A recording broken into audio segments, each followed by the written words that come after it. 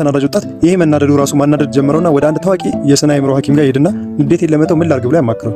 ሐኪሙ በተናደደ ቁጥር አንድ ሚስማር ግድግዳው ላይ እንዲመታ ይነግረዋል። ከዛም ወደ ቤቱ ሄዶ በተናደደ ቁጥር መዶሻ እያነሳ ሚስማር መቸንከሩን ተያያዘው። የመጀመሪያው ቀን 30 ሚስማር፣ ከዛ ንዴቱ ሳይሆን ሚስማር መምታቱ እያደከመው ቀጣይ ቀን 28፣ አሁንም እጁ ሲዝል ሲቆጣጠር 25 እያለ በሳምንቱ 15 ሚስማር ግድግዳው ላይ ቸነከረበት። በነጋታው ታዲያ ሐኪሙ ጋር ሄድና ይሄ ሚስማር መምታት እጁን እያዛለውና እያደከመው ስለሆነ ሌላ ነገር እንዲያዘው ይጠይቀዋል። ሐኪሙም የሚስማሩ ብዛት መቀነሱን አይቶ ለሱም እያሻሻለ እንደሆነ አስረድቶ እንዲቀጥልበት ያዘዋል። በሁለት ሳምንቱ ሲመጣ ታዲያ ከሁለት ቀን በፊት መናደድ አቁሞ ሚስማር መምታቱን እንደተወ ይነግረዋል።